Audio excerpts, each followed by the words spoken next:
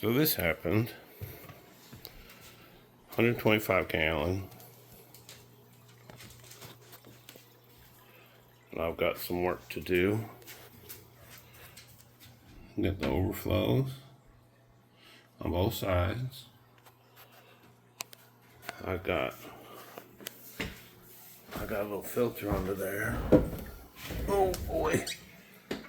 Well, you can't even see from there, can you? Filter socks. I don't know how I have mixed feelings about filter socks. I've never used them. And I could see how they could be hazardous. So I'm going to put on my intakes in the fish tank, in the boxes, those big foam sponges. I didn't plumb it yet. I just set that in there. It's all loose. You can see from the top with the glare. Sorry about that. Then it's too dark, so whatever. We got a few new additions down here. There's a little beta somewhere. Oh, jeez Louise.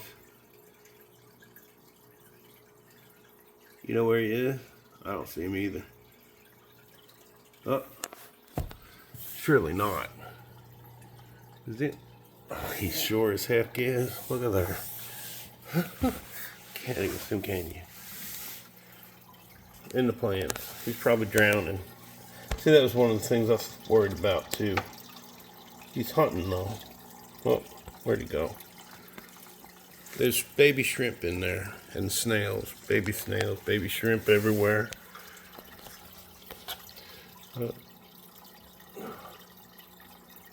Hair algae. Well, I've seen the fish though. He swam away. Y'all probably seen it, but I don't know where he is. He's a blue one. Look at this nonsense. Hair algae. Everything was fine in this tank. And then I didn't have hair algae in this tank. I went and bought, what was it? I don't want to kill the snails. I got the Aquarium co-op plant, the moss. And now I got duckweed. Never bought duckweed, never had duckweed. I don't know if you can see it. Never bought duckweed, never had duckweed. Now I have duckweed. Now I have hair algae and black beard algae as well. So, freebies, yay. Not so much. And here, no changes. They've just had breakfast. The little black neons, hollies, rosy bobs, and then the corridors. So the rosy bobs are going in the 125. Once I set up and plumb.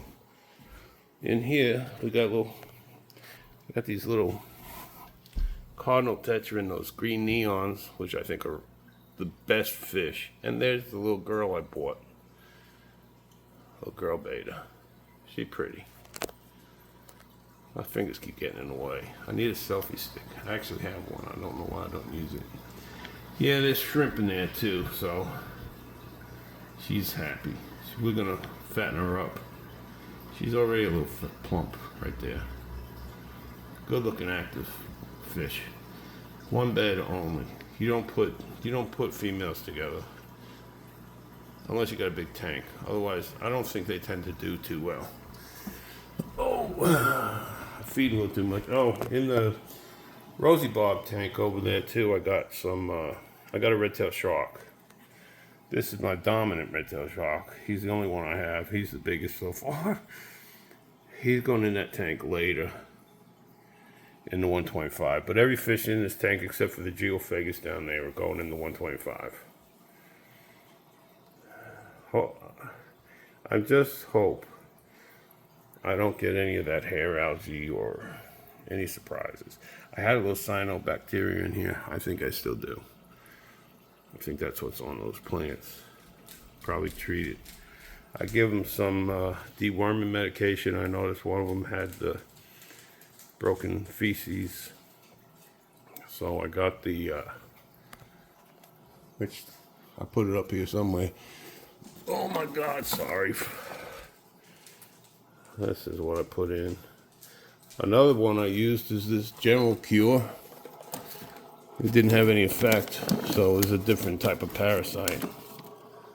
Because that takes half the parasites, and then that XL takes care of the ones that it don't cover, like the nematodes and stuff. The golden barbs are maturing nicely. I got one there, pretty plump.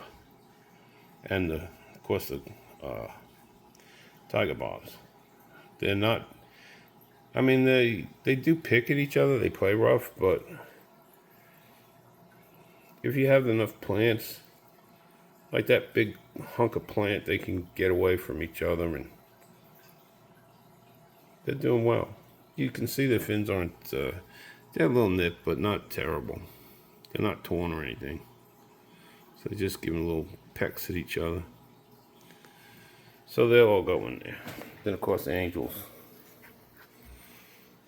I'm gonna probably see if I can't get a pair or two breeders out of them and put them up into this tank, because there won't be anything but a pair of geophagus, and I think I'll be able to have some eggs. And then once they lay the eggs, I'll take the eggs and put them in probably that 29 gallon with the betas in. And I don't know what I'll do with the beta. I'll probably put them, I have a shrimp tank in the other room with 20 high. I'll probably put them in there. But yeah, the diatom algae, I overfeed. I don't care. I want my fish to be healthy and happy, and I overfiltrate a load of plants.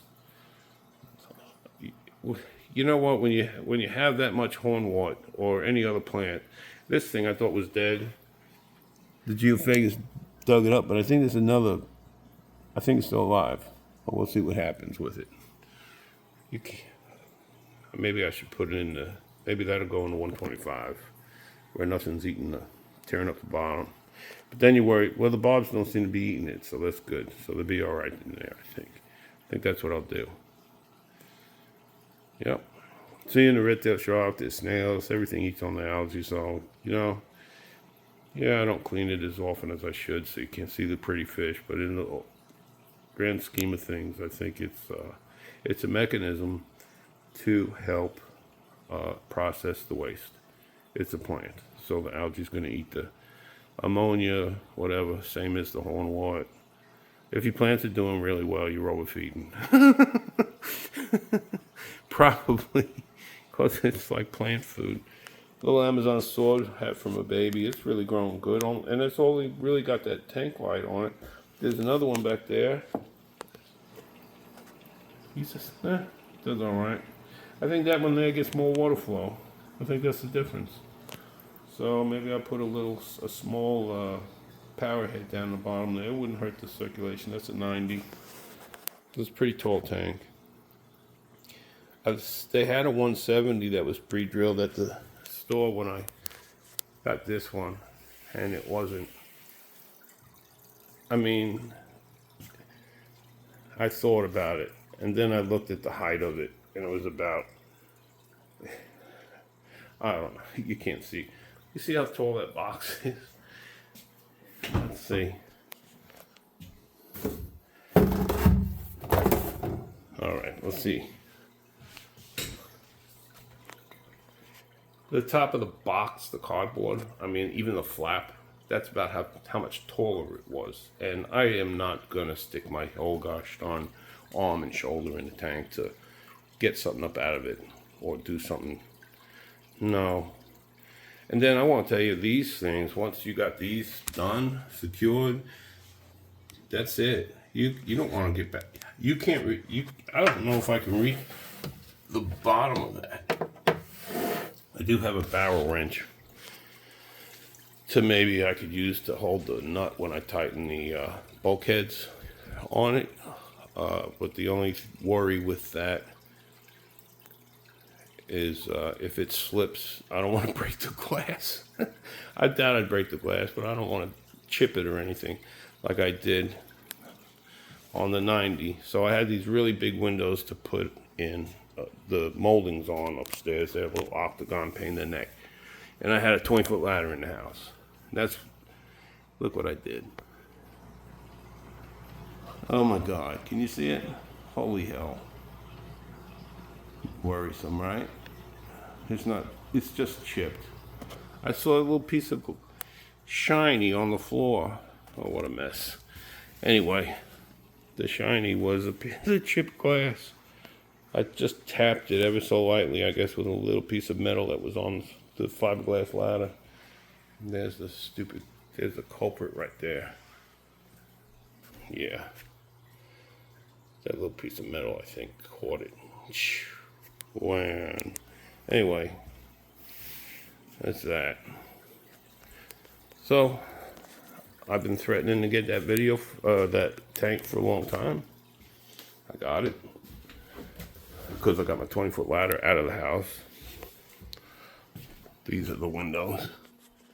Yeah, that was a lot of suck. And I put another one over there. But that's that. So, enjoy the video. Feel free to leave comments. Please subscribe. I don't come out with videos too often. But maybe I'll have some more content. Maybe I'll try and find my tripod and film myself without audio, because I'm sure when I put this together with the PVC, there'll be a lot of cussing and swearing. Thank you for watching. Have a great day.